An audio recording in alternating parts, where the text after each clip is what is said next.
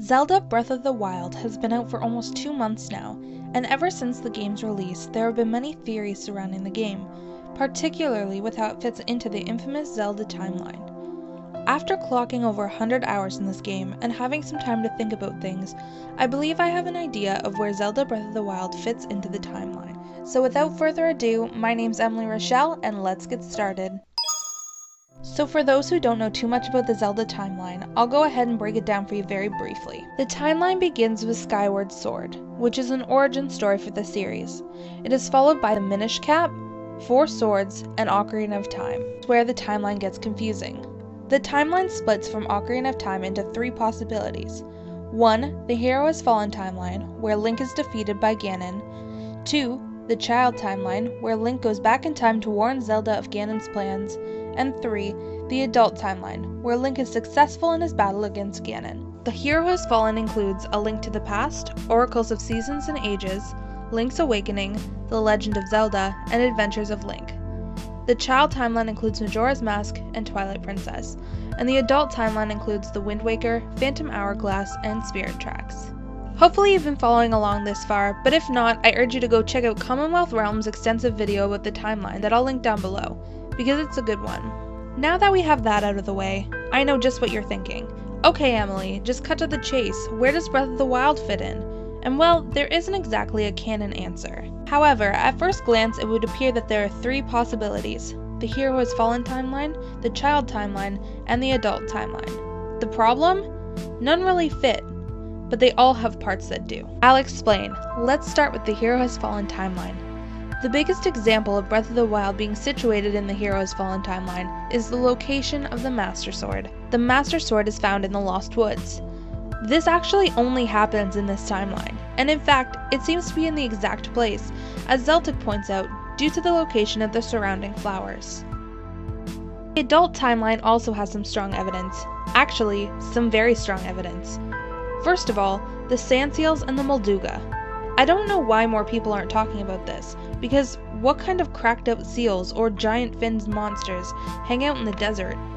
Aside from the monsters and blurpies, all the wildlife in the game seem fairly normal, until we see the sand seals. Is it possible that Gerudo Desert was once underwater, and when the sea dried up, the seals had to adapt to live in the sand?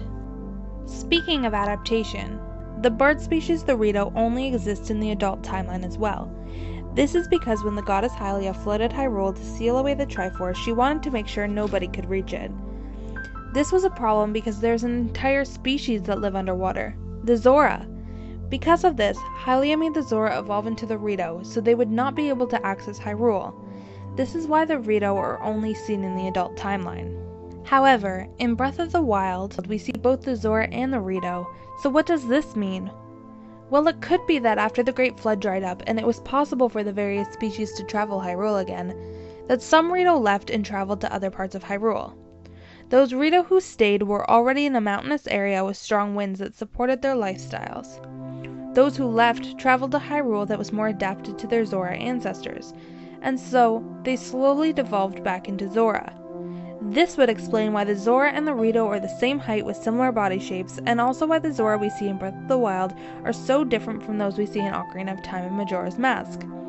Lastly, a strong piece of evidence towards Breath of the Wild being from the Adult timeline is rock salt.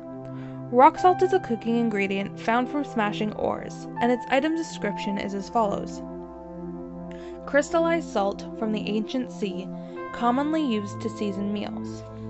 Now, this could be from the ancient sea mentioned in Skyward Sword, but these ores seem like newer formations. They aren't buried deep in layers of rock like you would expect after hundreds of thousands of years go by. Instead, this could refer to the Great Sea from, you got it, the Wind Waker. The last possibility, and probably the most believed, is the Child timeline. Not only is this the timeline with the least installments, it is also directly referenced in Breath of the Wild. In one of the beginning cutscenes, Zelda is performing a knighting ritual in which he says, "Hero of Hyrule, chosen by the sword that seals the darkness. You have shown unflinching bravery and skill in the face of darkness and adversity, and have proven yourself worthy of the blessings of the goddess Hylia. Whether skyward bound, adrift in time, of twilight, the sacred blade is forever bound to the soul of the hero. Whether skyward bound, adrift in time, or steeped in the glowing embers of twilight. This is an obvious reference to Skyward Sword, Ocarina of Time, and Twilight Princess. This, as well as other aesthetic similarities, such as the fountain outside of the castle and the appearance of Breath of the Wild in the Twilight Princess remake, causes fans to believe that Breath of the Wild takes place in the adult timeline. But of course, every timeline placement has their flaws, due to the existence of the possible other timelines. So if it doesn't fit, could Breath of the Wild take place in a fourth timeline, or maybe all three timelines at once? I believe it's the latter, and I have a pretty big crack theory to go along with it. There is one race that seems very prominent in Breath of the Wild, the Sheikah. We never really see the Sheikah in other Zelda games, and definitely not in the numbers we see them in Breath of the Wild. But there is one other place that really stands out as having strong Sheikah influence, the Temple of Time in Ocarina of Time. The first thing you notice is the line of Sheikah stones outside the Temple of Time as you approach it. Although scattered across Hyrule, this is a lot of them to appear in one place like this. I also don't think it's a coincidence that Zelda chooses to dress as a Sheikah in order to help out Link on his quest. Is it possible that the Sheikah have more to do with the Temple of Time and time travel than we know? If so, that means that the Sheikah are responsible for Link's time travel in Ocarina of Time, and the entire timeline split as we know it. So with this in mind, let's travel back 10,000 years from the events of Breath of the Wild. This point seems like the pinnacle of the Sheikah race and Sheikah technology. I mean, Hyrule is saturated in it. Guardians, divine beasts, shrines, Sheikah technology was everywhere. What if Sheikah tech got so advanced that they began to become aware of the timeline split they caused so long ago? What if they tried to undo their previous actions and merge the timelines back together? This would explain the appearance of the Rito and the Zora, the Master Sword location, the Sand Seals, literally everything that places Breath of the Wild into any one timeline. Although the Sheikah had good intentions, the evil forms of Ganon from every timeline were also merged, causing Calamity Ganon to be born and begin attacking Hyrule. The Sheikah, along with the hero, were able to subdue Calamity Ganon until he emerged again 10,000 years later. Anyway guys, I know this theory is a little out there, but I hope you guys enjoyed it. I'm really looking forward to hearing your thoughts about where Breath of the Wild fits into the timeline, so leave a comment down below.